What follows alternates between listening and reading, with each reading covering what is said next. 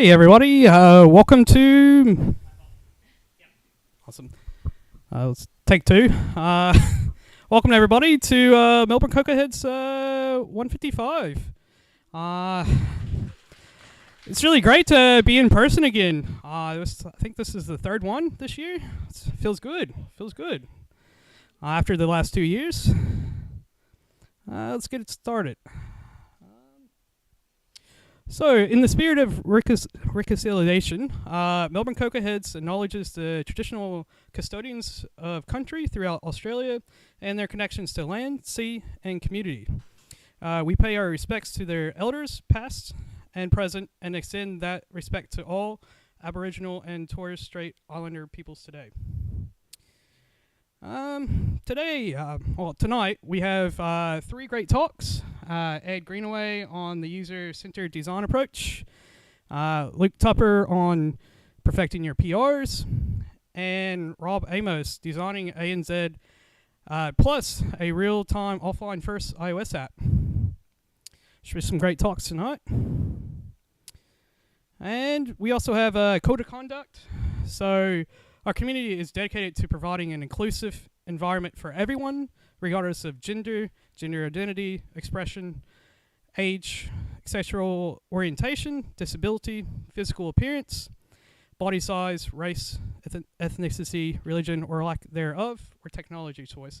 If anybody has any issues, being harassed or anything, please come to me or anybody with a red dot, and we'll take care of it. Well, I'm thinking of, might be you tonight. Anyway, if you have any issues, just go to the link below, and you can find more details there. A little bit of housekeeping tonight. If you go out these doors here and past the elevators, turn to the right, a little down the corridor, you'll see the toilets, and also right past out on the right is the emergency exits. And also, if you haven't checked in, please check in. Also, we have name tags. So organizers are in the red, and also the blue is if you're new. If you have any questions for any of the organizers, please come and see us. We're happy to help out. Questions. So there'll be no questions in person. Please, you can have questions afterwards, but not during the presentation itself. If you have any questions, make sure to go to the Meetup channel, put any questions there, and we'll answer them as we can. And now on to the sponsors. So our gold sponsor is Itty Bitty for another year. Thanks for signing on. And also the mental group here is part of Itty Bitty now, so they're having us here tonight.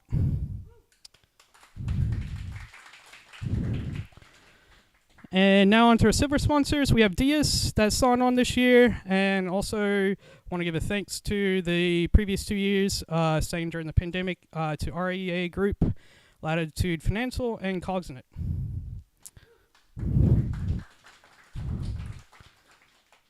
And now next month, there's going to be some exciting events. Dub, bit of a hybrid this year, which is going to be interesting. The first day in person if you get a ticket, the rest online.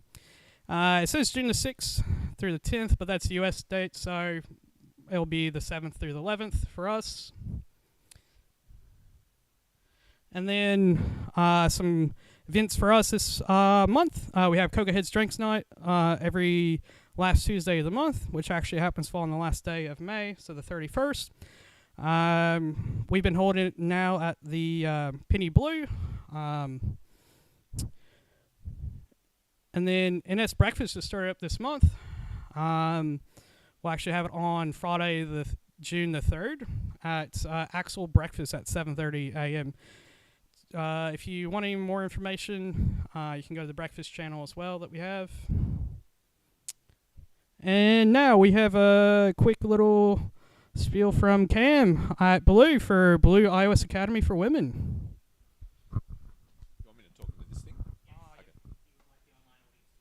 I would like the online audience to hear us. Thank you so much for having me. I've blown in from Sydney for the night, so I really appreciate you making the time to give me a couple of minutes. We started a thing last year called the iOS Academy for Women. We launched it on International Women's Day, and our goal is really to get more and more women participating in iOS development and Swift, understanding Swift and learning Swift. So if any of you in the audience happen to be a woman that's wanting to learn Swift, wanting to get into the industry, I doubt it if you're here or if you're chiming in. But if you are, you can go to academy.billu.com.au and learn more. If you know, probably more likely, if you know any women that are interested in learning Swift, this is a completely free course. It's run by Luke and the team at Billu. It's completely free. The idea here, genuinely, is just to get more women into technology, to get more women into iOS. God knows we need more iOS programmers out there. I'm pretty sure everyone in this room, wherever you're working, has openings in your workplace at the moment. I know we do. I know you do. I know everyone does. It would be awesome to get more women into iOS development. So we created the iOS Development Academy for Women a year ago. We run it every year. We launch it on International Women's Day. It's closing in about 2 weeks. Yep. It's closing. The applications are closing in about 2 weeks. So it's been open a couple of months already. We thought we'd just give a shout out tonight because we happen to be in town and just let everyone know, if you know any women that are like, even they have a little bit of programming experience and they're interested in learning Swift, get them to sign up. We'd really love to teach them Swift. We'd really love to get them interested and in the industry. If you're in an enterprise and you've got women in other engineering groups that are interested in learning iOS, get them to sign up. Like, we want to teach women Swift. So get them to academy.billu.com.au. We'd love to just get Swift in their hands and get them writing iOS apps. It would make everyone's lives a whole lot easier. Dan, I'll hand back to you.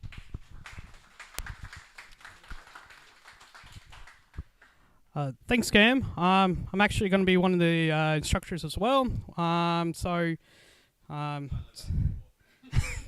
Please, if you have any issues, you can direct them to him, and we can maybe change people out. Anyway, moving on. We have other groups as well. Sydney CocoaHeads is actually next week. Basically like Melbourne CocoaHeads. Next week is actually going to be the Global Accessibility Awareness Day. So this will be big accessibility talks from like Somer. I think I'm saying her name right.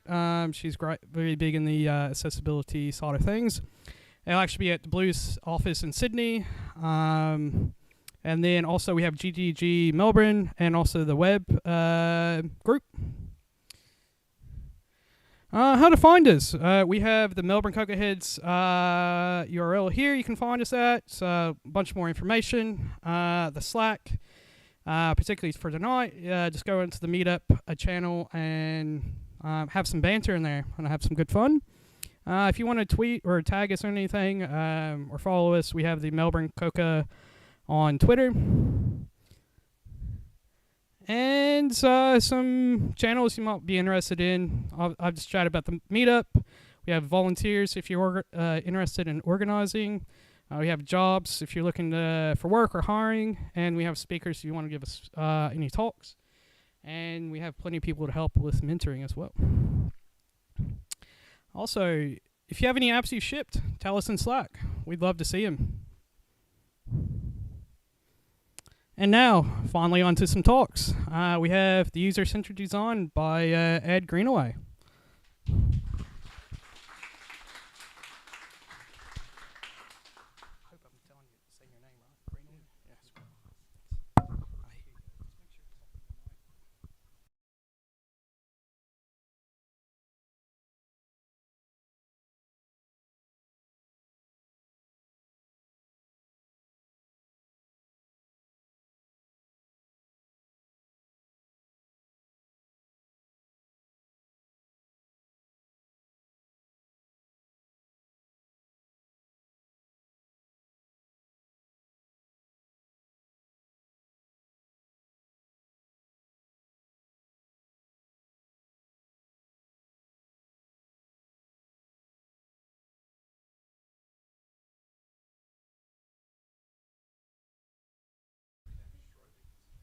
I don't know. It's a bit of an odd one these days with the what came out about Schroeder.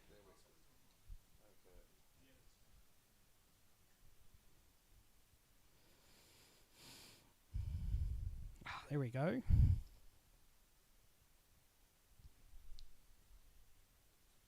Terrific. Thank you. So I want to talk about user-centered design. I've talked.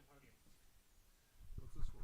That one's for the live stream. Podium's for the room. If you walk away, then you can see. So I've spoken to you a couple of times before about Swift and the stuff I've done at Swinburne. This time I'm going to talk about user-centered design, which is a different unit.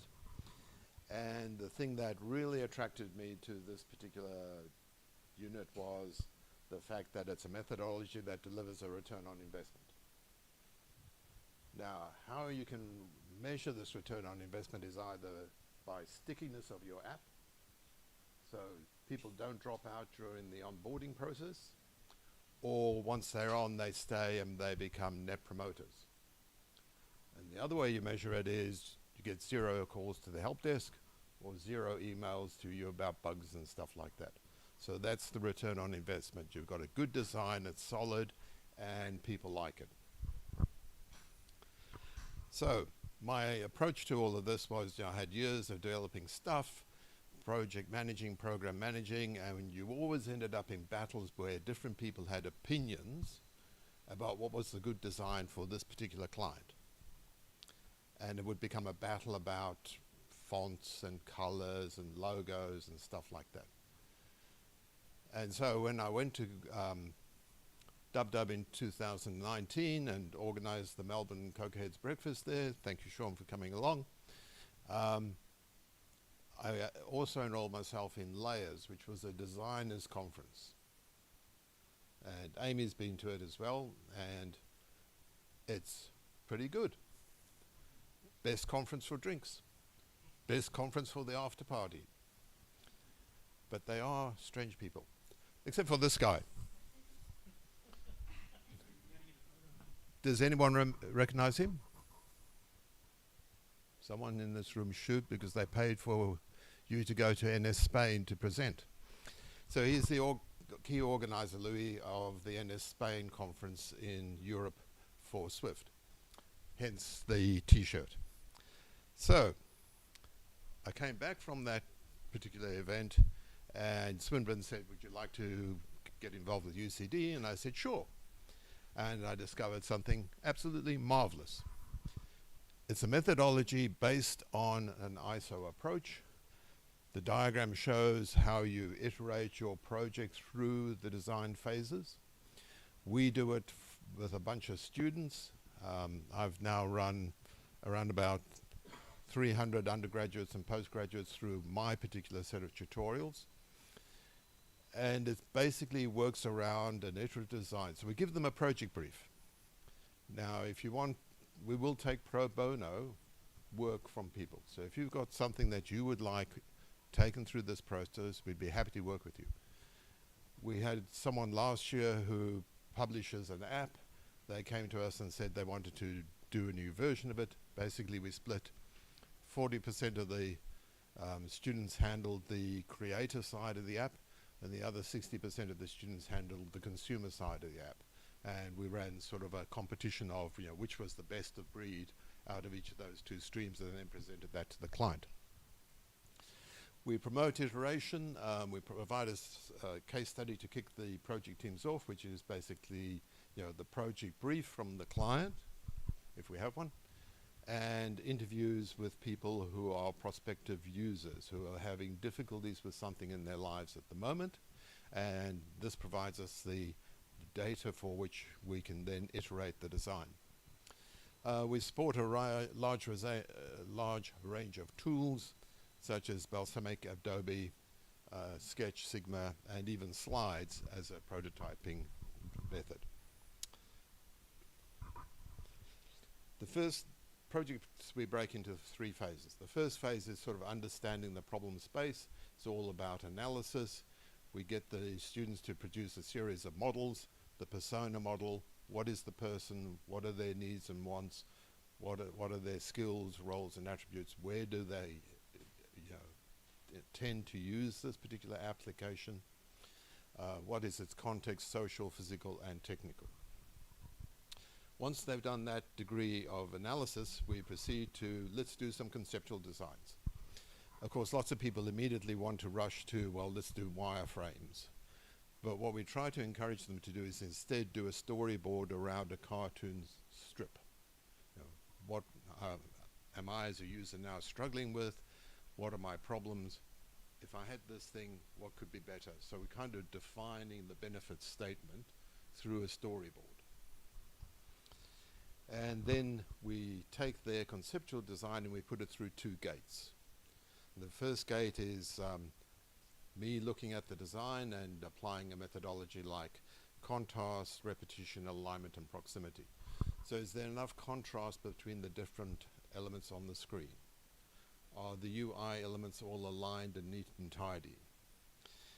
Do we have repetition where things that are of a similar category are all lumped together? And do we have proximity of, when I'm done this, do I go here? So it's a fairly simple, basic methodology. And then they iterate that design and produce their first sort of workable prototype. And they then take their prototype and show it to another team. And then they do a tag team and the other team reverses that round. And typically we ask them to use Jakob Nielsen's heuristics. The most valuable part of this presentation, by the way, is the last slide, which has the references to Nielsen, references to CRAP, and the references to some other things that I'll cover in a second. Did I just go backwards? I think I did. So Nielsen's heuristics are these kind of things. Does the app give you, as a user, visibility of the system status? Where you are in the world, what you're trying to do, how far you've progressed through your task. Is there a match between the jargon of the system and what you as a human being talk about? So for example, this semester has been an app around solar panels. So do you measure the performance of the solar panel in terms of kilowatts, or dollars saved, or trees, carbon saved? What is it that's going to be useful for the user to be motivated to use the app? And so we go all the way through. There are in fact 10. This was first published about 20 years ago and was oriented around web usage. And since then, the Nielsen group have been enhancing it for things like video games, complex applications. I think there are 13 attributes when they look at mobile apps. And their latest piece of work is around virtual reality. And we'll know more about that after Dub, won't we? I had to look at someone. And I know if I'd looked at Amy, he would have gone. So phase 3 involves each of the teams taking their prototype after they've received 2 lots of feedback and they've tweaked it. And we're going to put them in front of some real people. Now, in the case of when we have a sponsoring client, it can be real people. But in the case of if it's just a student case study, it's family and friends.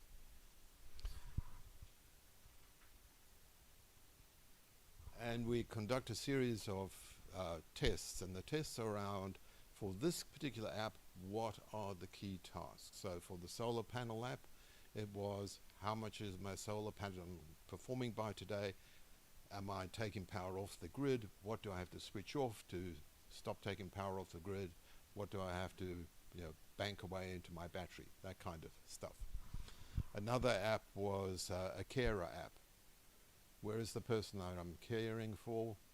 When is their medication due? When should I administer it? That kind of scenario.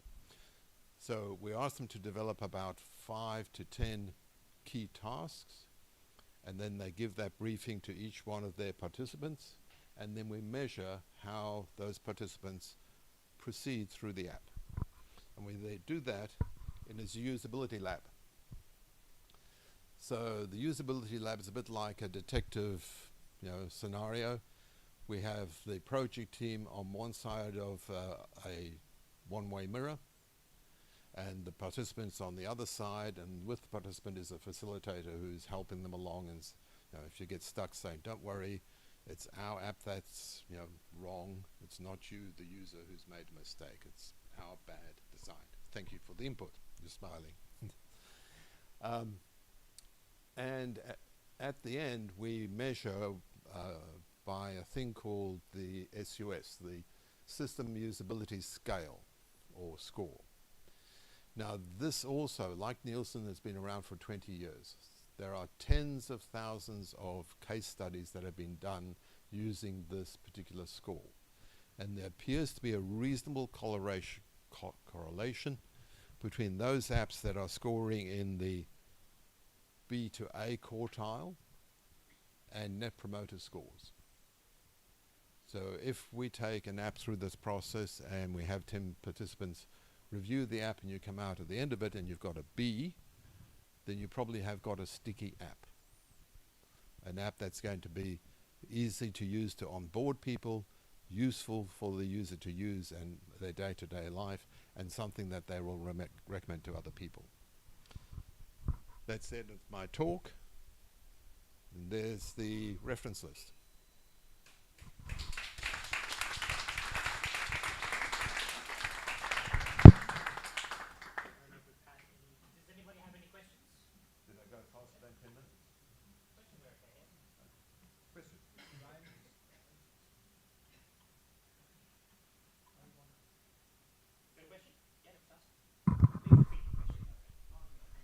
I'll throw you the mic. So, what's the question, please? So if you want to put like A/B testing in this human design system flow, where you can put that? If you want to like put A/B testing in Yes. that human design system flow, because this looks like the product is out and then the feature is decided by like some people like idea as like real people. So at this stage, we're just prototyping. Right, so it's the early stage of shaping what's the product going to look like. When you've gone and built the real thing, you might then want to be able to do A/B testing to say, okay, 50% of my users logging on and go down this path, the other 50% down that path. And I've done that on a project which we went live with a customer relationship app. And we weren't sure whether to tweak it this way or tweak it that way. This is something that you use in the project definition phase. And just like all rational unified projects, you can save yourself a ton of money by triaging stuff that you shouldn't be chasing. Cool. That's it. Okay. Thank you, Ed. Thank you.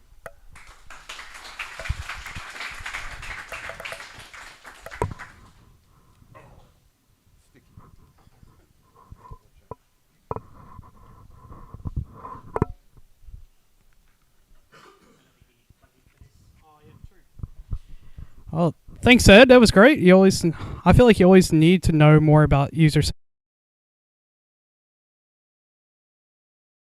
Great apps.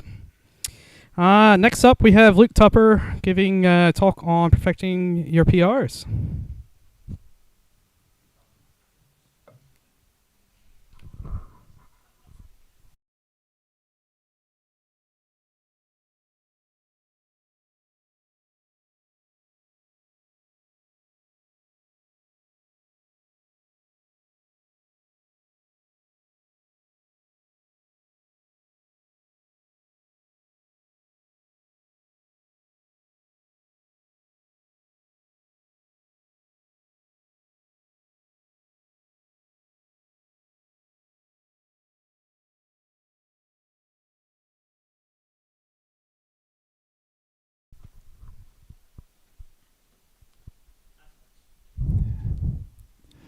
Thanks for that. I'm Luke Tupper. I've been a mobile software engineer for way too long. And if you do want to contact me, you find that typically Tups, which is my nickname, it's on. Or if I didn't actually put the CocoaHead Slack. Hit me up on Tups. Talking about perfecting your PRs tonight. just a little bit about myself. Like I said, mobile software development. I was actually doing mobile software development as the iPhone first got announced, building apps in the transport industry. So, like I said, I'm nearly running out of toes to count how many years I've been doing mobile software development now.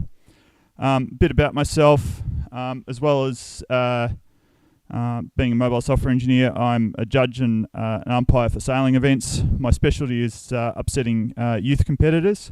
So, day job, upsetting developers with PRs. Weekends, upsetting youth sailing. But just so you know that I'm not all bad, here's my dog Beans. So on to PRs.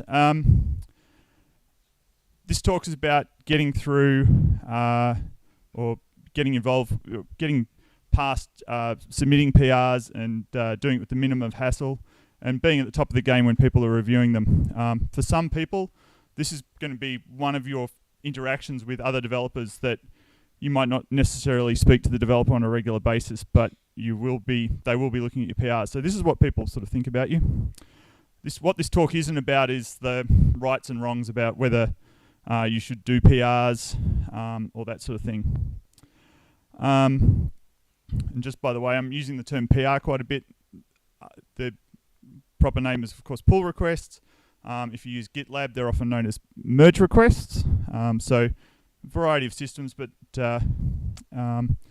especially for those of you working in large organizations, or those who aspire to work in the biggest of enterprises, the pinnacle of IT excellence, you are more than likely to come across pull requests. So, what are PRs? So, for those who haven't come across a PR before, like I said, GitLab calls them merge requests, but basically, you do a body of work. You typically in Git, other source control systems have a similar concept, and you basically package up your bundle of work and ask other people to accept it into the main code repository. And this is typically what they look like. So a bit of a description, people will make a comment, and hopefully if everything's going well, it'll get committed to a code base. Often this is done at the same time as your CI or continuous integration checks, and other tools that might be used. Now, every project is different, and the project and tools are just a reflection of the people that work on it. And we're all special little snowflakes. The rules for PRs, some companies might be, if the code compiles and the unit test pass, we're happy, and it'll get accepted. Others will go through it with a fine-tooth comb, and every detail will be checked. Are your imports sorted in alphabetical order? But the company ones have to be at the top. So some will go through to the nth degree. So every project's a little bit different. So before you submit your first PR on a new project, so I know some of the people here work in the contracting space, so you're often changing jobs. Some of the things to look at, do they put the ticketing system as the first tag in your PR? Do they care about spacing? All of those things. And the easy way to do this is to have a look at the PRs that have come before you. So go and have a look at the PRs in GitHub. There's a section that will show you the closed PRs, and you can go through and have a look at them. And the especially useful ones are some of those ones that have got the higher counts where people have made comments about PRs. So we've got one there that's got 11 comments and a bit more in this project. So have a look, see what people are complaining about.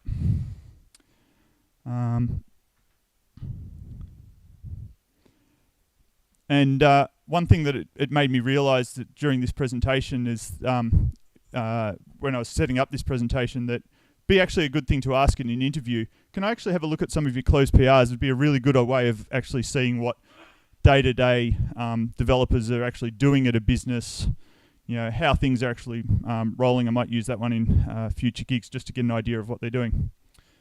But like I said, some of the things that I'd look at my first PR, new on the project. I don't want to stuff up, first day to have them tell me you've left off the Jira ticket, you haven't, the spacing's all wrong, you haven't left a single line feed at the bottom of the file, all those sort of things. So, do they care about the spacing? One class per file. Do they have comments? Lots? None? And I found this one just recently. But I've worked on projects where everything's got to be commented. Do you need to add a screenshot or a video? And how much of a description is needed in the PR? So again, some projects you work on, they have it's actually the description that they pass on to the QEs to do the testing is actually contained within the PR. So some do, some don't. So you've gone through, you've got a good idea about what they want to do for your PR. So the next thing is you need to think about your code and what you're doing with the PR. So my first tip is use every tool available to you. Use your compiler. It tells you if really easy one. If the project has lots of warnings, and it shouldn't, but some projects do. But just make sure that you're not adding any warnings to it. Use a linter, use static analysis, whatever tools. The project itself might not use a linter, but you can, if you work out how the linters work, you can create a baseline from the code you started with, and make sure you're not adding anything. You're not making the project worse. You're making it better. Another one that I had was I had a PR checklist, and this is from a couple of years ago, but this was my PR checklist. So the things I looked for, just to remind myself, check the comments. Have I added comments that make sense? One of my pet hates is a comment where the code does exactly the opposite. Do my variable names make sense? Do my functions make sense? Have I run the tests? Have I done a coverage check? So I used a tool like SonarCube to see if the coverage is going up, and is all my code covered? Have I run the Clang analysis across it? Have I run shell check? So if I'm adding any bash files, run shell check. It's the equivalent of a compiler for bash files. And check any strings in my code, or make sure there are no strings in my code. So again, checklist, that's an easy one. But come up with your own thing, what you need to pass the checklist, or to pass your PR, or get your PR through smoothly. Because inevitably I'd rush things and I'd go, didn't run my tests, and then you've asked people to approve your PR, and then you realise that one of your unit tests have failed, and you've got to ask them to approve it again. That doesn't look very good. Another tip to making your PRs go a bit smoother, if you know that we've probably all been in the situation, you've come into a project and the code formatting is all over the place, and you're working on a file and you really just want to reformat it so it's all the same, or move things around. So one of my tips is, before do all that reformatting first, submit it as a PR without any code changes. That way the developers can look at it and go, oh yeah, all Luke's doing is buggering around with the files again. Have that as PR, and then create your PR with just your changes that are actually making some impact on the code base. Next up, I always think, and I try to tell developers on my teams, what we're doing is we're trying to tell a story. We're telling a story about how this app's changing, and the main thing that we're doing is that we're telling a story through our commits. And this is the history that's going to be visible for a long time. I'm working on a project at the moment I've come back to, and I originally worked on the project 5 or 6 years ago. My commits are still in the project, and people have looked them up and gone, oh, we see you did this code here and with this code here, and I'm like, that was 5-6 years ago, and of course I'm usually embarrassed about my code from 3 weeks ago, let alone 5 years ago. So, but one of the important things is the commits are your history. And do you want to be the guy on the left who added some tests, updated the models, updated the documentation, there we go, pushed it in, or the guy on the right, wrote code, fixed stuff, did this, fixed stuff for the QEs.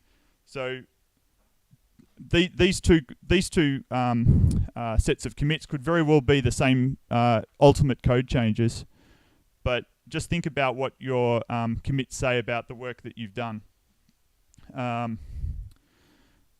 It's surprising the number of times I've gone into projects and I've scratched my head and gone, I don't think these guys knew what they were doing, when I see, a small code change and there's 8 commits involved to try to get them done. So have a good think about your commits, spend a bit of time, Git rebase. It's a pretty funky tool, but it basically, you can rewrite this history into a nice, tight history for yourself. The next thing you're going to do is the PR description. This is the first thing that people are going to see when they're reviewing your pull request. Again, this comes back to what you had that look at the closed PRs. Have a look at what they do. Do they add notes, screenshots, videos? My current client, more often than not, a video of what you're fixing, if it's a bug fix, is usually done as a video in the PR. And again, it comes back to the idea that you're telling a story about how this work's being done, and this is just adding to the story. So we're nearly getting there, good to go. But before you press that create PR button and tell the whole world that your code's good to go, the last thing I do, create the PR, it's sitting there, it's in, I know this works in both GitHub and GitLab. Before you press the create button, you can actually go and see what the PR is going to look like. Reread your description, make sure that you've written something that resembles English-ish. People aren't usually going to comment on your description. But the main thing, go and actually read the code and check all the changes. The number of times where I've gone in and looked at the files change and gone, why is that file there? Oh, it's, I'm doing an experiment on some other file or helping someone with someone, I've accidentally committed some code. So go through, just before you create that PR, go through, check the files that have been created, the comments that are, or the code that's changed. Make sure it's actually what you're thinking about. Then you can hit that create button. The next thing is the big part of a pull request is that people are going to comment on your code. And this is always daunting because typically if I'm making comments about your code, it's usually something that's wrong or needs to be changed. This is a really hard one, but assume that the people who've made those comments about your code are doing it with the best intentions to help you. They might not be. They might be trying to torture you. It's a favourite pastime of mine, as you can tell. But assume they're trying to help and respond to the comments in that attitude. It'll really help you get along with comments. The other bit of advice I heard was take nitpicking comments about style and things like that as a compliment. If people are picking up on your style, or it might be better if you switch these if statements back to front or something, and it's a styling issue. The good news for you is while people are picking up on your style, it's a hint that you've got the rest of your code is right. All they're doing is picking up styling issues. But try to keep positive about it. I know it can be hard. So this is my first PR checklist. Conform to the team practice. Use all the tools. Create your PR as though you're reviewing it. Refactor in a separate PR. Tell your story. Respond to comments. Now, I'd be remiss talking about pull requests if I didn't talk about reviewing PRs. And again, some people don't like criticizing other developers in their team. But first up, review PRs. It's the best thing you can do to help the team. It'll make you a better developer. It'll introduce you to new ideas and different other people's ways of working, and it makes you part of the team.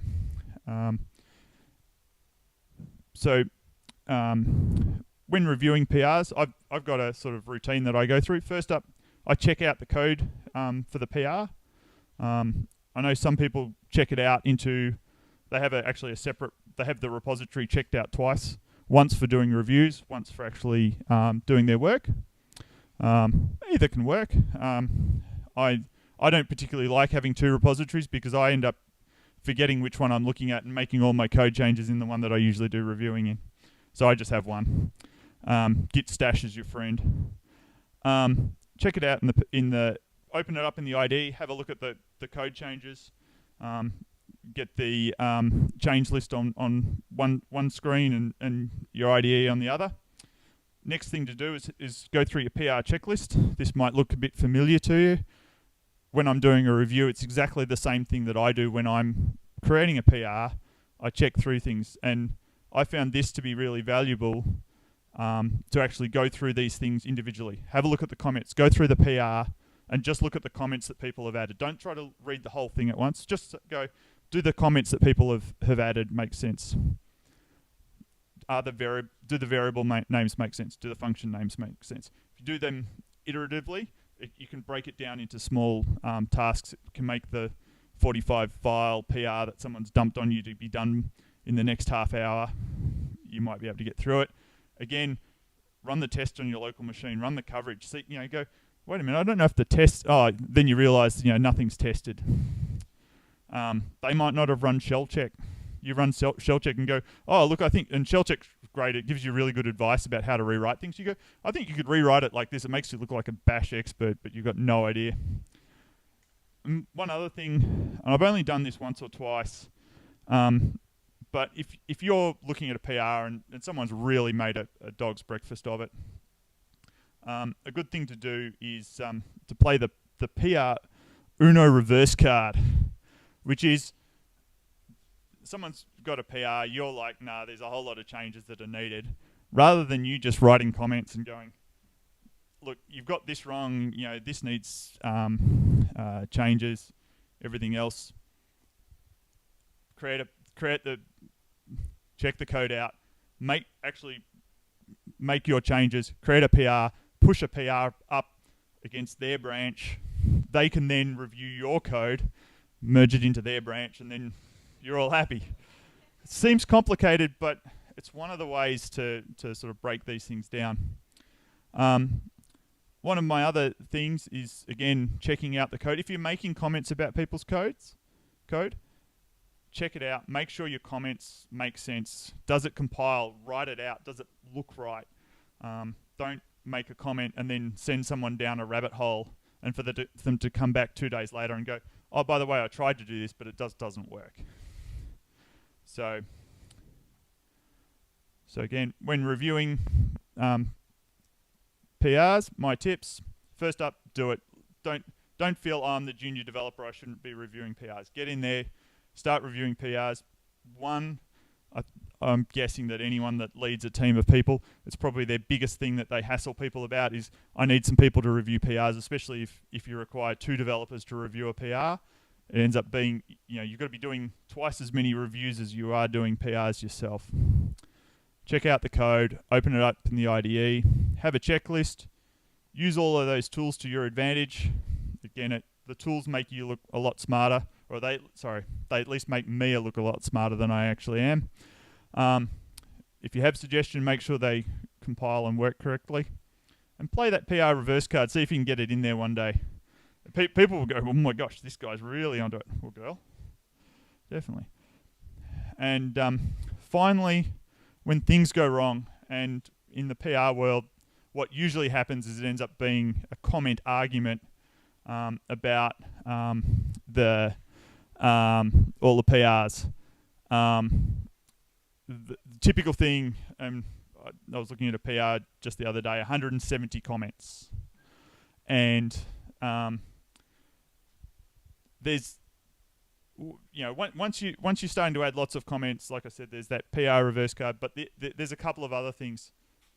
Have a conversation with the developer, have a chat about what you're trying to achieve. It might be that it ends up being easier for everyone involved if you just pair on the PR or pair on making the pull request better. Have a meeting about, you might bring in the 3 senior people in the team and go, look, we need to work on this, this, and this, and actually do it as a live session.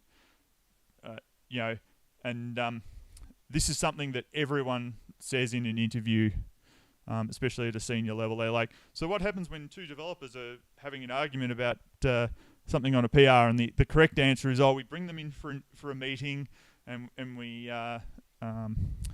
sort things out. My experience is that never really happens. It's just left to go and away we go. If you're a senior person, you see that people are going down that rabbit hole, try to stop them ending up in World War III PR style arguing about it. So thank you very much. Again, if you want to contact me, various details, I ranked in about the order that I'll possibly comment on them, respond to you, and I'm pretty bad at doing email. And you can also hit me up at Tups on Slack. So thank you. So we had 2 questions come through. Yeah. Yeah, I'll do these ones first, and then you can ask your question. Question the first. Where is it? Have you found benefit in a team using a PR template? At times, especially if you're trying to get conformance to tracking tools or accountability tools where you want the ticket to link back to the PR and things like that. That can be really useful. It just helps with, the same as enforcing a style on coding. It can be useful that everyone's doing the same things. So. Cool, thank you. Second question, how important is empathy when reviewing and writing PRs? Yeah, that's a tricky one.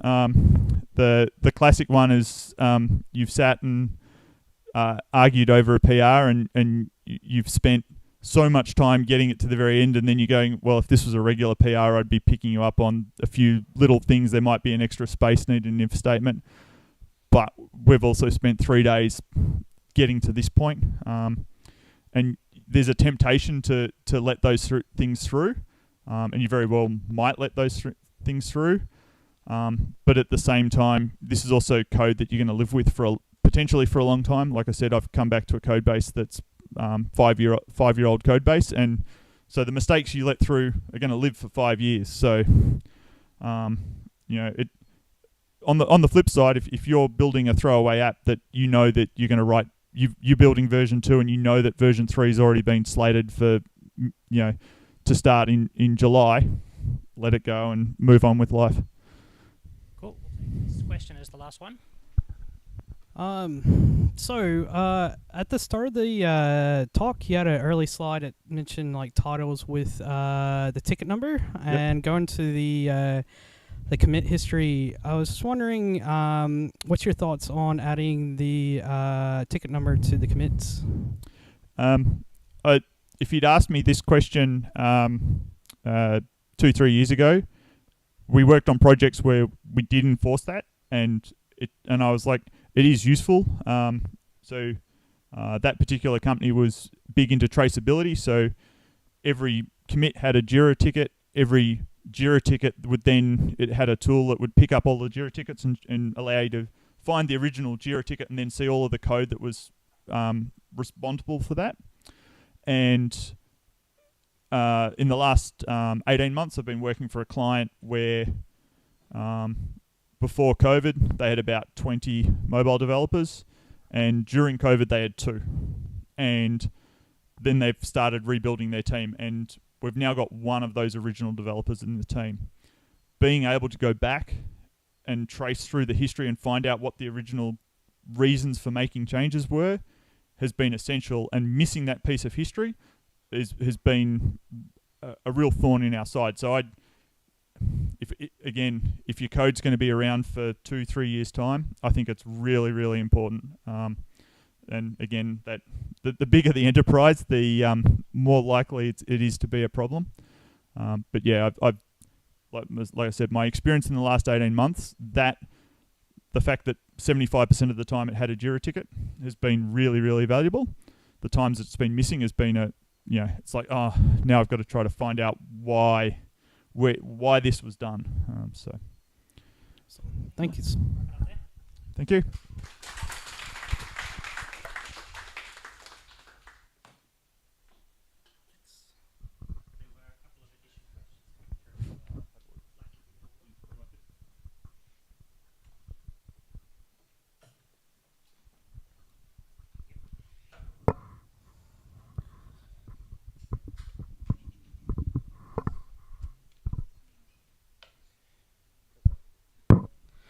Awesome.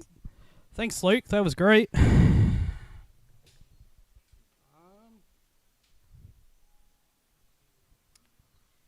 you oh, there we go. So we're actually gonna take a 5-minute break. Grab some food if there's any more food left, beers, use the bathroom. We'll be back about 7:27, right around then.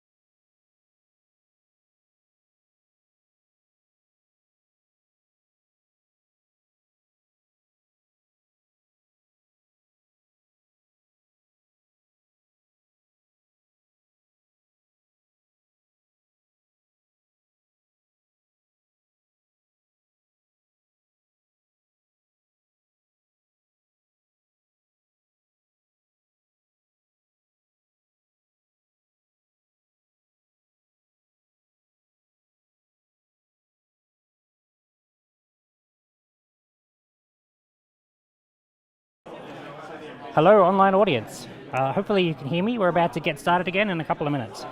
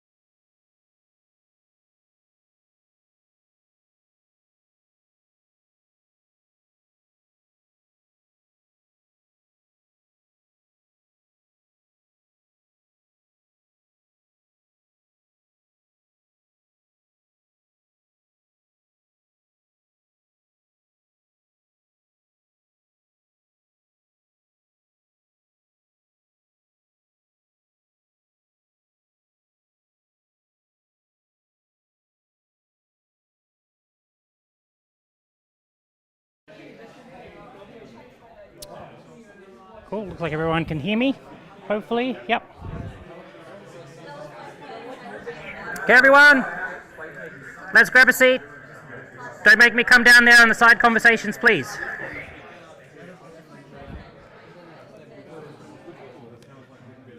Hi everyone. Side conversations, please stop now and we'll get started again. Hopefully, yeah, I'm well lit in the corner. All right, so I'm going to be talking for a while. So if you do feel the need to leave, please head home. We put me last because I will probably run over time. But this is being recorded, so you can always catch it online later on if you need to.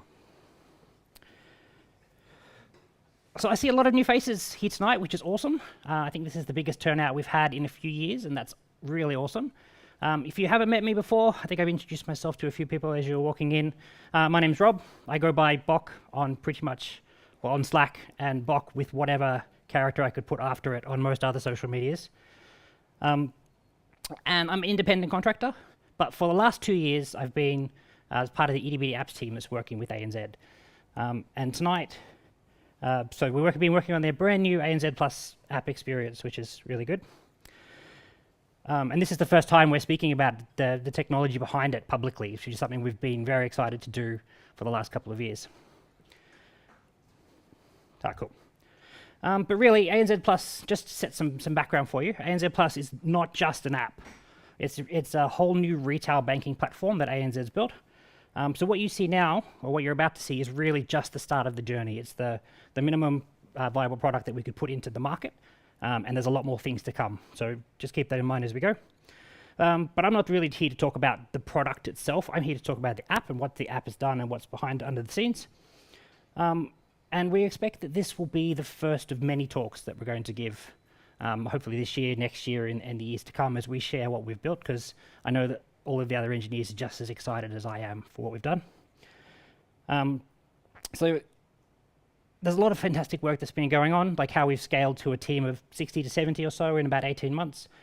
How we've architected our view model layer to work seamlessly with both UIKit and SwiftUI, and made that whole level of code testable, including navigation between screens and all of that sort of stuff. Or how we use the FIDO standard. You'll see a little bit of that in this. And WebAuthn to almost entirely remove passwords from the app experience itself. Or how we use trunk-based development, a continuous delivery process to release to the App Store. We release to the App Store twice a week, which is not very common for a team of our size especially. And the average time between once you get that PR merge in, like Luke was describing, to it actually hitting the customer's hands is about 3 days. That's really difficult to do at the scale that we do. And we'll probably talk about that a bit more later on. But actually, you've probably heard a little bit about this already, because we make heavy use of feature flags as part of that process. And I've already told you all about that. Flashback to about 2 years ago, and at the October 2020 CocoaHeads, I gave a talk about Vexor, which is an open source flag project that I'd built. And behind that was ANZ Plus, which has needed something to do this. So that's where that came from. So if you're interested at all in how we've done flags and things like that, you can check out that talk. There'll be a link slide at the very end that has all of the details on other presentations that we've done as well. But yeah, just setting some context for you. And now everybody's worst nightmare, I'm going to do a live demo with my real money. This is the first time I've ever done that. So fingers crossed, wish me luck. Just to prove everything's great, first thing I'm going to do is kill and restart that. Now the first thing you'll see, no passcode, no PIN screen, no nothing, straight in. All of the usual stuff, have my balance there at the top, bunch of transactions that we've been testing with. Frame rate on the live video thing's pretty good actually. And we do merchant matching on your transactions. So if I go all the way to the bottom, because I had a really good example of this. Scroll faster. So if I look at this one, Pardon Coffee, you can see down the bottom here in the middle. On a normal banking app, this would have shown up as Visa Direct Purchase Card 3658 Keys & Co. And I had no idea what that was. But because we can merchant match that, we get the name, we get the logo, we get the location, you know where you're spending your money. All right, let's go back up to the top. Something else that we do is we help you manage your savings or save towards a goal. So for example, I'm getting married later this year, so I've been saving towards that. And if I wanted to put, thanks. So if I wanted to throw some money into that because I'm being responsible and not because I'm doing a demo, let's say I just throw some $10 in there, transfer in. It's going to make a big, I'll actually transfer that back out later, but we won't talk about that right now. So I can hit the transfer button, fingers crossed all of the back-end systems are working. Done, that's it. You can see that the balance is updated here, balance is updated here, balance is updated here. So everything's all connected, everything's in real time. Now, this is where it gets really interesting. Let's say I want to give my good friend and audience plant, Mr. Rod Brown, $10, in the hope that he doesn't run to the pub with it.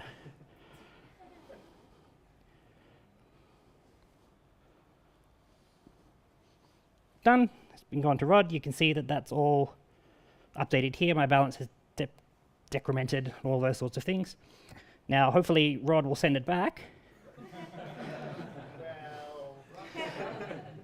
But the point is, keep an eye on the transactions list and the balance and everything as it happens. Fingers crossed. Live demos.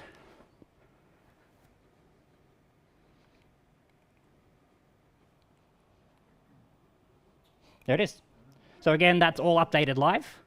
Everything is involved in that. But probably what you didn't see is the detail that updates. So if you look at the today label, the section title, it's got the summaries there. And if you look at the balls that are moving around that you see in the middle there, the spending, last 30 days of spending. Rod, can you do the other one for me now? Let's go $10 again. So keep an eye on those. The balance on that is 2228, and down the bottom is 7720. So not only did the transaction come in and the top balance updated, the money tile in the middle there updated, and the other thing updated. This whole app is totally live. Every screen updates in real time, and it's really, really, really cool when you see it happen. And that worked. That's good. But that's not all that we do. And this is probably where things start to get a bit more interesting in terms of demo. So if I go fully offline, and then I kill the app just to prove that we're not doing anything with tricky memory management. So you'll see you've got full access to it. Up the top, we've got the cloud with the cross through it to say we're offline. The balance is grayed out because you can't see what? Oh, man.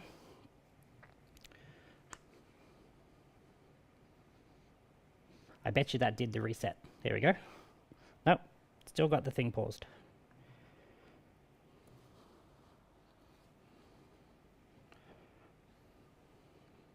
That's going to ruin my demo if that doesn't come up.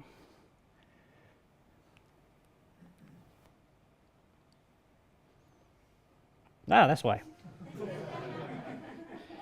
That looks a bit better. So now we're offline. You can see we've got the check connection message to say, that your balance might not be quite accurate. But the app itself is still functional. So I could dive into my spending, for example, and then I could go into lifestyle, and then eating and drinking, and I can see all my transactions are still here. And they should come up with, the map won't load because it's offline, of course, but everything else is all there. And the image won't load because it's offline. Nothing we can do about that. And apparently I spent a lot of money on eating out in the last 30 days. Should have tested that first, but that's okay. But that's one of the things that, one of the goals of the app is to bring all that sort of stuff to your attention. So you might not normally know how much you've spent on eating and drinking out, but if you know, you can change that behavior if you want to. I don't want to, I'm going to keep eating and drinking out. I've got 2 years to make up for. And the other thing that having all of that data offline enables us to do is to drill down really close. Now I went to a cool bar back before I caught COVID last month, but I can't really remember the name of it. But I know it was a cool bar, so let's go, if I can type, eating and drinking out. And it was I think it was in North Melbourne. There's North Melbourne. Oh yeah, cool, that was it. And that's all happening offline. Like, we don't need to be online to do that because we have all of the data available to you. Demo over, yay.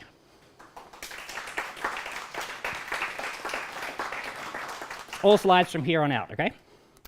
So before I dive into any specifics, it's probably a good idea to come back with a higher level context of how the app is architected. Or this presentation is going to sound really weird as I go through. So the ANZ Plus app, as you probably guessed, contains a whole offline copy of all of your relevant banking information. And then that content is rendered to the user directly from the local cache. And that enables us to drive all of those sorts of user experiences and some new user experiences that we're still coming up with that just aren't possible if you have to go back to a server every time to render the screen.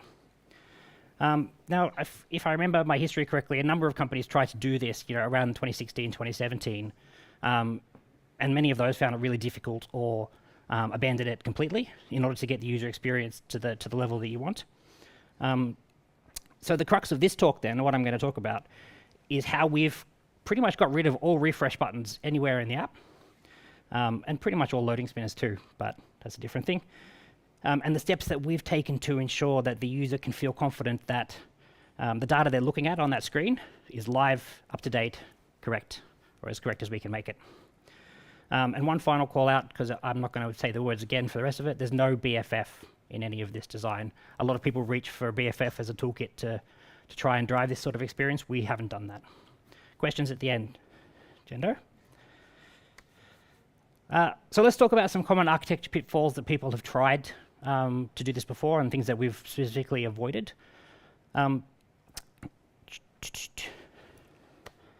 First one I want to talk about is incremental synchronization. Most people, when you think I've got a local cache, I've got some remote data, I just want to synchronize the bits that have changed. But then how do you handle forwards and backwards compatibility for those devices and these sorts of considerations? So if you have a version of the app that's in a customer's hand they haven't updated for 6 months, and you're suddenly sending through some new properties about their transactions, for example, it's fine, you can design the app so that you ignore those. But then when the user does update the app, how do you get that data back? How do you reconcile that again with the server to get that user experience up to the top level? Likewise, if sync is interrupted because the app has crashed, as you saw, or because of network issues or anything else that could go wrong along the way. So we don't do that. Instead, we do full idempotent syncs every time, almost every time. We work around that then by breaking the big data set up into smaller data sets. And then for each of those data sets, we do a full sync against that. So that means that, if a version you update your app later on, the next time you sync that data, you're going to get all of that properties because we're resyncing the whole thing. There's no reconciliation involved. It's just all data all the time. So the main call out for this is that because it's full and because it's idempotent, at the end of an individual data set sync, we guarantee that the local data will match the remote data at that time. And that's how we go about that. We'll talk about that a bit more and how we actually approach that later on. Another common pitfall is dealing with merge conflicts and how you reconcile changes. And a few of the older folk in the audience might remember dealing with mail merges and a whole bunch of other stuff in the early days. If you've done any sort of replication, two-way replication or synchronization, merge conflicts are hard. There's a huge number of strategies that have been tested over the last 30 to 40 years. One of the most common ones is, most recent wins. So you have a timestamp on your records. When the two records are updated, you just take the record that has been updated most frequently. But then what happens if this change is then lost? Because you're throwing away the properties that haven't been updated, even though you could have merged them together. As software engineers, we all deal with Git every day. We know Git. Git has 10 to 12 different merge strategies available to us. I think pretty much everybody, myself included, lets Git do what Git does and we just look away while it does it. But this is a problem that has thousands of engineering hours behind it. We take a simple strategy, we just don't do it. We make one UX trade-off here then, in that we don't allow writes or updates to the data unless the app is online. Generally speaking, that's not much of a trade-off since you're coming to a banking app to do banking, which means you want to make payments and transfers, and you need to be online to do those anyway, right? So with that restriction in place then, we've adopted what we call unidirectional data flows, so data only flows in a single direction. There's no syncing involved, or no merging involved at all. And I'll go into that one slide to describe that in a little bit.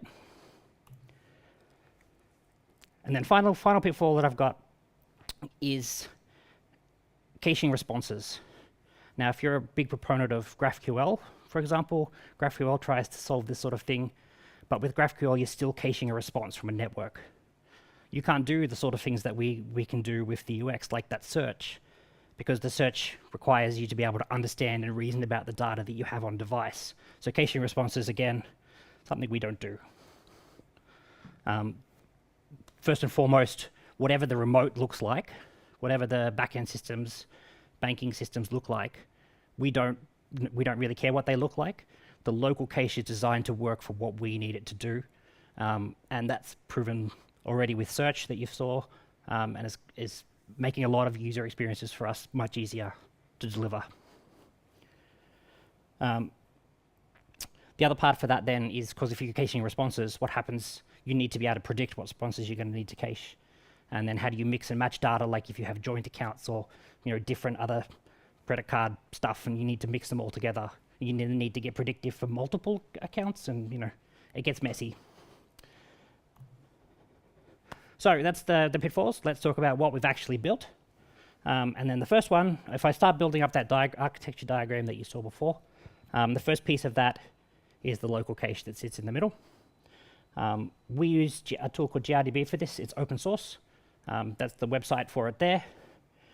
It is, it has the balance that we want for useful features versus advanced access to SQL when we need it, like for search, for example. One of the main criticisms that I have of core data is that, in addition to being really complex and painful to use at times, it also hides a lot of the underlying storage stuff for you, which means you're relying then on core data to be smart enough to optimize. And if it gets it wrong, not really a lot you can do about it. Another one that's good about GRDB is that it leaves it to us, doesn't be prescriptive about how you design your records and how you map that into database rows. So we could use structs and enums and all other nice, strongly typed goodies that also conform to sendable, so when you're doing structured concurrency, you don't have to worry about sending NS-managed object subclasses around the different threads and then hoping that core data is managing as multi-threaded correctly. There are some trade-offs there, though, of course. We have to be a bit more explicit about how we access the database. Like there's no lazy loading properties, for example, or lazy loading across relationships. But again, that's something we prefer to think about because that can lead to performance traps because, you don't realize as a consumer of a core data database when you're lazy loading something.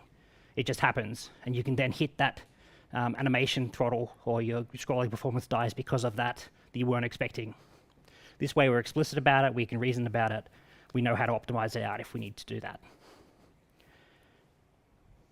Cool, so that's that one. The next bit you're probably more familiar with. We use combine a lot. GRDB supports publishing changes. I think I had that on the last slide. So every time the value changes in the database, GRDB publishes an update to it. And then we use combines at published property wrappers across all of our view models, and they subscribe then to those GRDB updates. And then with a little bit of discipline, it becomes pretty easy to hook all of that together so that it becomes really easy to hook all that together. So no matter which screen you are on, this is again another one of those things that can be difficult. If you've got a detail row and you tap through and you allow them to edit the detail screen, how do you then push those changes back to the screen before? For us, it doesn't matter because both screens subscribe to the database, and then they both get the updates simultaneously when you do things. The final bit that we do then is also very much standard. The view models will conform to observable object, and we bind our UI elements then to the at published properties, so that whenever the database changes, we notify combine takes it from there. Published property will notify the observable object, and then if we're using SwiftUI, that will come through automatically. SwiftUI gets the update, re-renders the screen, and so on. But the best bit is the way we've designed this is it works seamlessly with both UIKit and SwiftUI. Hopefully, and I'm going to put him on the spot, we'll be able to coax Rod into giving a talk about this later on. Pressure's on now. Well, I can't do this part of the app justice because I don't know it very well, but it is really cool what we've built, and hopefully that's something we'll be able to share later in this year. Cool, all right. So this is the unidirectional data flow that I was telling you about before. This is how data flows around the app. And we say it's unidirectional because the cache itself is never updated directly from the user interface, which means we don't update the cache and then try to sync that back to the server later on. We just don't do that. We'll update the server, let the server update the cache. More specifically, we only allow full records that have been returned from the database to be update that local cache.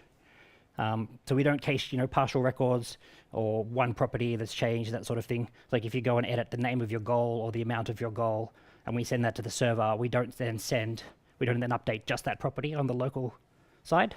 And the reason we do that is because you might be making a change that has still a potential merge conflict the next time you get an update from the server. So instead, the server will give us back a full goal record, and we just throw that in the database. Nice and simple, no merging, no nothing. It keeps it clean and easy to reason about. And then to support the user interface from that, we use a repository pattern or a repository protocol. I'm sure a lot of people are familiar with that one. Something different that we do, though, is our repositories are read-only because it has that unidirectional data flow.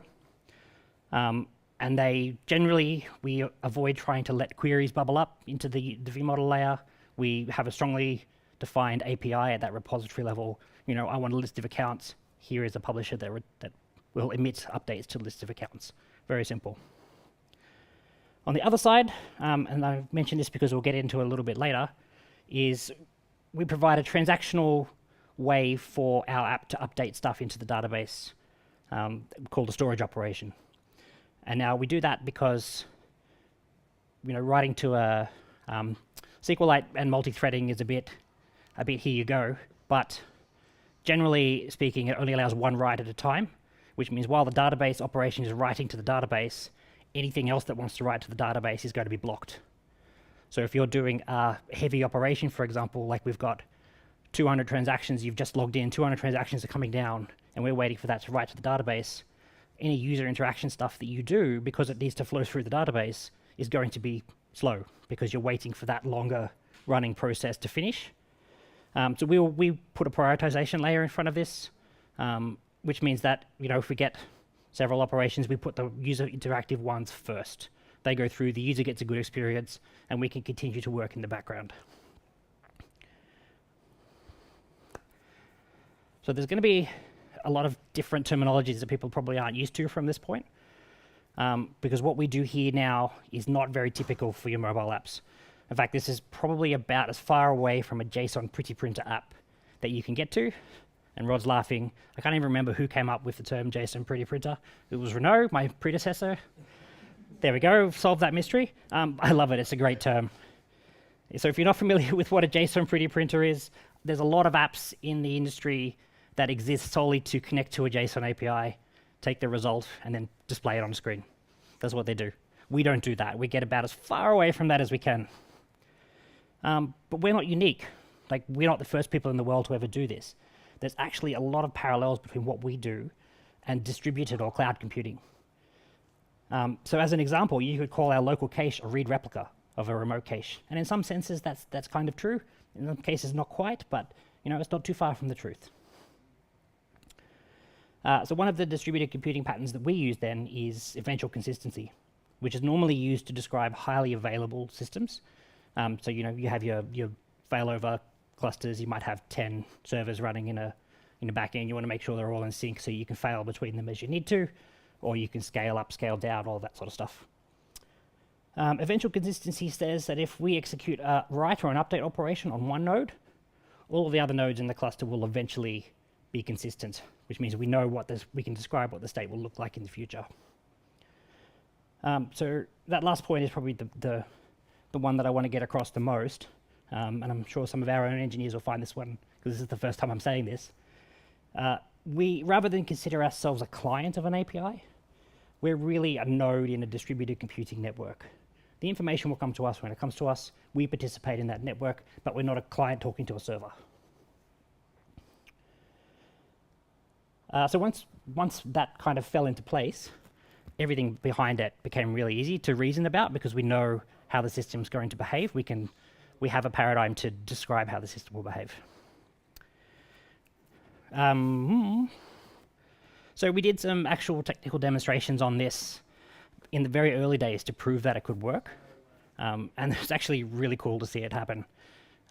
If you run the ANZ Plus app on multiple devices at the same time, you could make a change on one, have it sync via the backend, and the animations on both devices would play pretty much in sync. That's how quickly it can work. You saw there before the transactions flowing through live. Generally, by the time a transaction hits the bank's network, it's on your device in less than a second, pretty consistently. If it's that's coming from external to the bank. If it's internal to our own systems, 50 to 100 milliseconds is about right. But that's with nice, quick 5G networks, But that's not what happens in reality. Especially if you're at the Formula One behind the Fangio grandstand, trying to test with about 100,000 other people looking at it going, do I have that much money in my account or not? It's a bit hard. But that's the point of eventual consistency, right? As long as we know that the data is coming and we can communicate the intent and exactly what we know, it will become eventually consistent with what's happening. And I'll get away from the enterprise patterns after this one. The other key one that we use is item potency. And this underpins pretty much everything. All APIs that we interact with should be idempotent, which is to say that no matter how many times you call that API, the result should always be the same. Which means that if for some reason we lose network connectivity and we have to retry, we know it's safe to retry, because we won't have any unexpected side effects like paying your friend $10 in a demo multiple times. Like, we know it's only going to happen once, no matter how many times we try. Best way I can just describe this is the fictional example from Swift. Top method set on is idempotent because no matter how many times you call it, when you finish calling it, the receiver will always be true. Whereas the bottom one, the receiver is going to flip-flop between true and false every time you call it. So it's not idempotent. I'm actually going faster than I thought. This is good. So the big question then is, how do we get the data into your local database? How do we get it in there, and how do we keep it up to date is probably more importantly. As noted previously, we don't do incremental synchronizations except in one case. And that's because if you have 100,000 transactions trying to sync that, every time it's going to get really bad after a little while. So we do incremental synchronization on that one, but the cost of doing that is more than all of the other synchronizations that we do put together. Like the cost of maintaining that and keeping it safe. It's very hard to do. So as I said, we break apart all of the other data sets into smaller data sets, and then we do a full idempotent synchronization on that every time we need to do that. So yeah, and the main thing is that's on this one, is that all of these data sets are independent from each other, because we can't guarantee what will be stored where on the device, if it's stored on the device at all, and the order in which they synchronize, and that's key one. So that brings in some design trade-offs in what we do. We have pretty much no foreign keys, even though we have access to a relational database. No foreign keys exist because we can't guarantee, let's say if you were syncing the goals that I showed you before and the account data, we can't guarantee which order they're going to end up on the device. So you don't want to be throwing away data because it can't resolve a foreign key because this one is still trying to sync. So that does mean, unfortunately, that we do push that burden further up the stack onto the UI to handle this a bit more gracefully, to be aware that we might have data could be missing. It's almost never missing, but that almost never is not impossible. It can happen, so we need to handle that. But the good thing is that when you do this from the beginning, it's a lot easier to do than if you have come into this later on and go, wow, I can't retrofit this into my app because we've made these assumptions everywhere and we can't do it. So how we wrap all of that up is we provide a command. And most commands exist to perform a single operation or to sync a single data set. So a command might be update your account balances. And when that command runs, it updates your account balances, and you know at the end of it, and that's the last point on there, is that when the command finishes running, your account balances are up to date with whatever the server said they were. And that's the key part of the idempotency that we're talking about, in addition to the APIs, is that the commands themselves are also idempotent. So you can say when the command runs,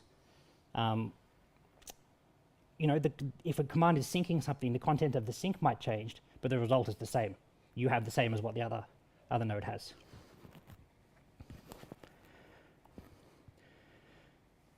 I did have some dot points for this. I figured it was easier to do a code example.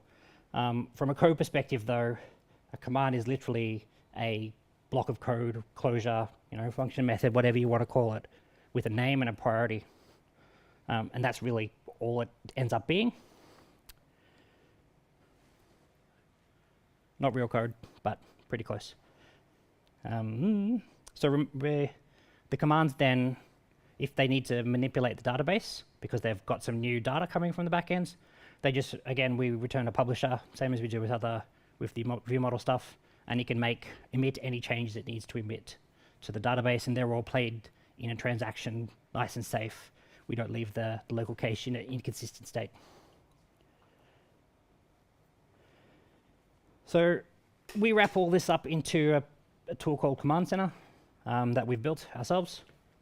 You could very much think of it like an NS operation queue, if you're familiar with NS operation queues, or a dispatch queue, those sorts of things.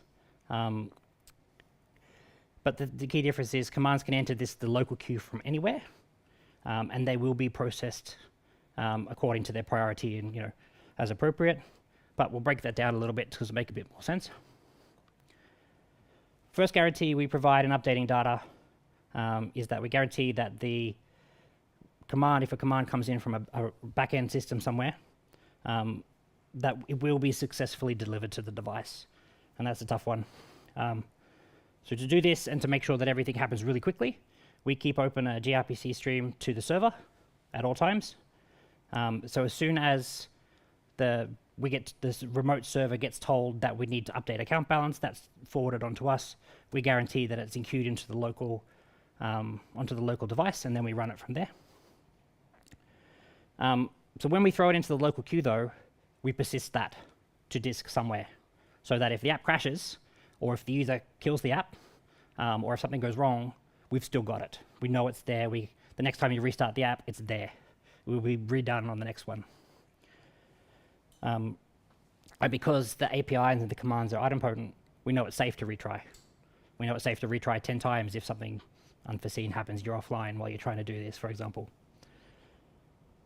And then only once that command has been successful, only once the command has been persisted to the disk and we know it's safe on the disk, do we update the marker that we use to tell the stream where to start from. So if the command crashes, or if the app crashes, that marker doesn't get updated. Therefore, the next time we connect to the server, it's going to resend us that same one from where we left off. So that's the guarantee that we have. We'll always get that command in, and it will always be persisted before we move on to the next one. Second guarantee is that we guarantee that commands will be executed at least once. It's not guaranteed to be executed once, it's at least once. We have a worker tasks, which just is it's a structured concurrency task group with some tasks in it. And yes, we support iOS 15, so we get all of the cool toys. Like, we don't have to be backwards compatible just yet, which is really good. So any commands that fail for whatever reason, so for example, you're trying to update your account balance and you're offline, that command will fail. It will be pushed into a dead letter queue. And that's another enterprise pattern. It's basically a parking lot for anything that, for whatever reason, couldn't be done. It's not quite a real dead letter queue, though, in that the items aren't really dead. We will retry them. So we're kind of pushing the metaphor a little bit, but that's how it is. And then the guaranteed execution part is in the second last item up there. We don't remove the item from the disk. We don't say it's done until we know it's done. So if the act of removing it from the disk crashes, doesn't matter, it's idempotent, it'll run again and be removed the next time. If you've ever had a chance to play with Amazon SQS, this is probably all very familiar because a lot of the way this works is based on their Simple Queue service product. But message queuing is an enterprise pattern that's been around for 30 to 40 years, so I guess they don't really get the credit for that one. So that's all well and good if the app is open, but you don't obviously walk around keeping your banking app open all day just so you can get stuff coming in. But what if it isn't open? So to support that, we also update in the background. And it was designed from the beginning to be able to do this. Like, the goal is that we want to get the data onto your device that when you open it, it's already up to date, already has the latest info. It's just there. So we support both background app refresh and background updates, which is Apple's content available push notification that doesn't show to the user. It's just a prompt that something needs to be done. And again, we don't do any kind of incremental sync in this situation either. We literally connect to the same gRPC stream that we mentioned before, grab anything that's outstanding, run it, go back to sleep. So generally, if you get woken up because you've got new transactions come through, we'll be awake for 2 to 3 seconds while we process that, and then we go back to sleep. And because the way Apple designs background app refresh, and because of all of those sorts of tools, it can get really, really smart in that it will do an update before it opens the app. So it looks like it's magic, and that's kind of what we're going for. A lot of that is on Apple's side, though, so kudos to them for making that really good. Now, last slide, I promise. I've spent all this time talking about how we get the data into the app and how we keep it up to date. But now that we've got it there, you need to know that it's safe and that it's secure. So first off, I will say that there's some stuff we don't keep on your device. So personal things like your phone numbers and addresses and that sort of stuff we don't keep offline. We only keep stuff offline that is beneficial to the user experience and that we think you would reasonably expect to be available when you need it offline. So then we use the iOS data protection tools that is available to everybody. Everything we do is marked complete until first user authentication. Ooh. So yeah, everything is marked complete, like complete protection until first user auth. And we do that so we can support background syncing and other stuff because we can't guarantee that when we're updating the data or when we're reading the data, that the app itself will be open. That means that the OS is keeping it encrypted until the very first time that you unlock the phone. And then the SQLite database itself is encrypted using a open source tool called SQL Cipher. Very standard. Everybody pretty much uses this if you want to encrypt a SQLite database. And we encrypt that then using a 256-bit symmetric key that's unique to your device. And it lives in the keychain with flags that say it can't be backed up as part of your backups, can't be transferred to a new device when you do migrations, which means that unless you're jailbroken, you pretty much can't get that database off to go anywhere else. It's on your device, can't be decrypted on any other device. And in some circumstances, so if you disable the iOS system protections by removing your passcode, or you do jailbreak your phone or those sorts of things, we take it a step if we feel that we need to, and we re-encrypt the key that we keep in the keychain with your app PIN.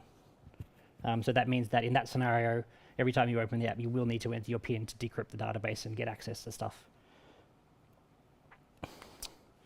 And that's it. That's everything that I have. Just before we get that, I will take questions if there are any. But while we're doing that, I'll leave this slide up. If you're interested in learning more about ANZ Plus itself and the features of the app, I mean, I only really spoke about my favorite bits, and it is still in early development, but there's a lot more to see.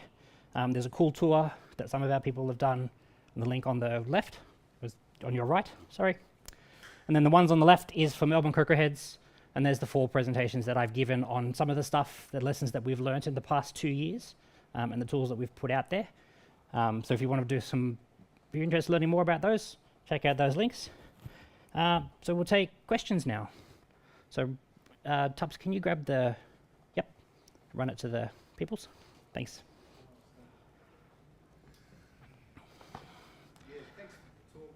Cool. Yeah, no, it won't go through that. It's for the online audience. You talked about your commands coming to your app being Idempotent, yep. Don't worry, it took me 2 years before I pronounce it properly. Yeah, no. I've heard a few different pronunciations. Yeah, I have too. So then any commands that fail go to the dead letter queue.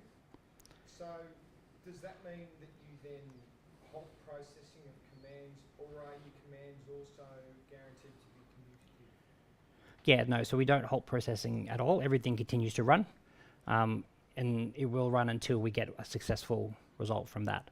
So they are guaranteed to be communicative? Yep. Okay, yeah. Yeah, we do have, we don't want to continuously retry them, because if you have 100,000 users with the app open at the same time, you'll flood your backends, and that's something that we don't particularly want. No DDoSing ourselves if possible. So we do back that off a little bit. But yeah. Chendo.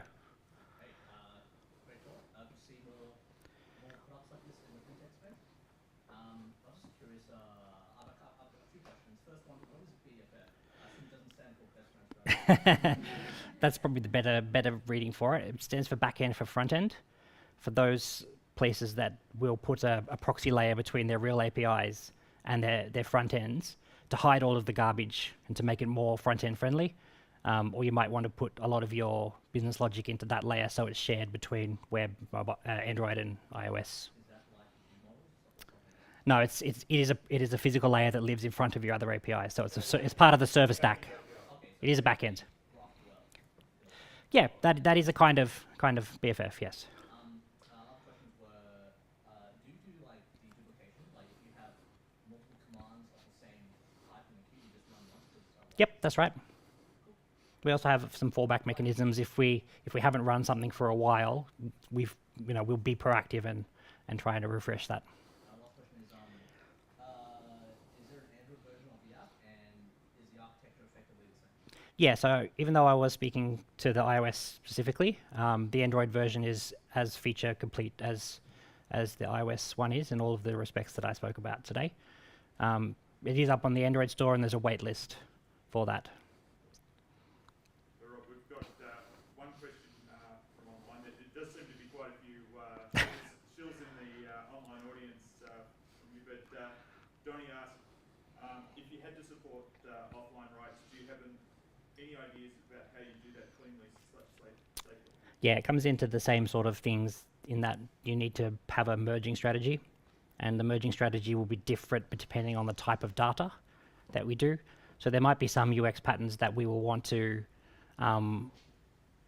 like you can't put a loading spinner on swipe to delete, for example, because that's obviously not going to work. So in those sort of scenarios, we do have some workarounds for that. That is effectively a kind of merge with fallbacks if the network's unavailable. Neil had a question about the security lock with the pin would therefore mean that you can't do background. Yep, that's right. Yeah, so if it's very much a case of if you're not securing your device for you, like if you're not taking the steps to secure your own phone by putting a pin on it, we'll take steps to protect your banking data for you, which means you will lose some functionality like background syncing. And Donnie again had, how do you decide if it's necessary to re-encrypt using the app pin? That bit was unclear, but I think you just answered that bit. Yeah, so we have a few different ways we decide that one that I won't go into the details of here, but one of the clear ones is if you turn your pin off and your data is not encrypted anymore, we'll encrypt it for you. I feel like there's so much of this that makes it clear that a lot of it is like developer-led, even stuff you're saying like we can't do swipe to delete because we have to show a loading spinner. I can't count how many times I've had to try and explain that. Where did that come from on this project? Was there like some super techie, product owner or something, or where? It's no, it's the culture that we have at ANZ is pretty good, especially on this project. It's very much an engineering-led program. Where did that start though? Was there just someone that was hired at some point in the past who? Yeah, so the when the project was started, they came in with a very clear vision on what they wanted the UX to be. So pretty much that whole thing where you open the app and you're straight into your banking details and everything's there and it's really responsive. That was the first thing they told us. And then it went from there. We built into the culture from that itty bitty apps were hired early on in the process, and some of their senior engineers came in and put laid the groundwork for the culture there, the way we go about building things. So credit probably goes to them for that. But that where you said where there were these engineers brought in, like what was it that let them have the trust that let this idea? Renaud was there. Renaud did it. Renaud, do you want to get up and you need to speak with the mic though? This is a really important point. It is a really important point. Yep. Thanks, Renaud. You don't have to come up the front if you want. You can speak from there. All right, get up here. Woo! So I was one of the early engineers working on that project, and I guess, that did a great job at explaining some of the core principles behind the app when we first designed it. But I think, something that's missing from the talk is really like what you said, the culture, where I think the people that signed the project really trusted the engineers in the first place, and they put in place this culture where project owners, designers, back-end developers were talking to each other constantly, understanding the constraints, the limitations that everybody has to deal with, rather than have these, requirements from up high, say, oh, I want to swipe to delete. Why can't you make that work? Like, no, I want you, even though you are a top exec, I want you to be able to understand why swipe to delete is a complex thing, and maybe we have to make a compromise to make it work a different way. So I guess kudos to the people that started the project, not necessarily me or you or anything like that, but they put in a way engineering in place where everybody is fully aware, or is very aware of what it takes to make an application all the way to the user experience work using these principles. So I don't know if that makes any sense, but it's hard. It's a hard problem. We haven't solved that. It's other people were responsible for that, but it goes with making sure everybody is on the same floor, and you can just walk to somebody else's table and say, hey, by the way, I saw you ask that question. Let me spend half an hour explaining to you how we do things or how that works. And through, I guess, a daily effort of making that connection happen, you get everybody empathize with the struggles of the other team, and then meet in the middle rather than just have somebody say, why can't you just make that work? So culture, hopefully, after I left, kept going. We doubled down on that. But also I think it's also because I was a curmudgeon at the front, and they understood that there's only one way to go, and that's my way. Yeah, so culture is definitely something we want to talk about later on, because it's a key piece of what we're able to do for that. Okay, it's a very special project. I was really, I was glad, I was really happy to be part of the start of it, because it's unique. I've never been part of a project like that, where from the start the rules have been set to say, you know what, we're on a greenfield stuff. Everybody is really open-minded. It was a wonderful experience, and I'm a bit sad to have left it, because I wish I was there for the whole journey. But yeah, like, it's part of it is really the culture, and it's been permeating from the top. I mean, there's some names you have maybe read about if you read financial magazines about what ANZ is trying. Like, these are the people that really created that culture, and so it comes from the top. They've done a great effort with that. Cool. Thanks, Renaud. I think in the interest of time, we're 20 minutes past when we normally finish. We'll wrap it up there, but I'll be hanging around here, and I'll check the comments in Slack and YouTube after this. So thank you very much. We'll hand back to Dan.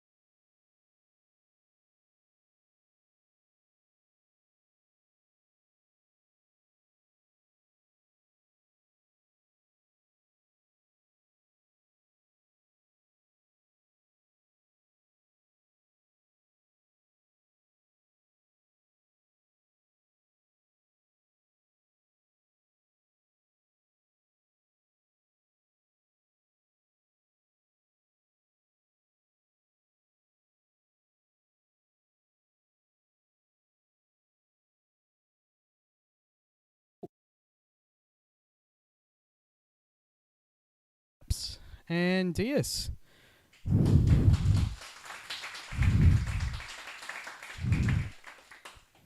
So we got a couple more events coming up within the next month before our next meetup. We have Drinks Night on the 31st of May, which is Tuesday. We normally meet at 6 p.m. at Penny Blue. If you want to know more about it or want to just chat in there, go to Drinks Night's channel. I'm in there. A few other people here is as well. So just pop in and say hi. And then we also have Friday, June the 3rd, which is NS Breakfast. Be at Axel Coffee in Melbourne Central at 7:30 a.m. If you want to know more information about that, please pop into the breakfast channel as well. And now we're off to the pub if you'd like to come. We're going to go to the Irish Times. And yeah, thanks for joining. See you next month.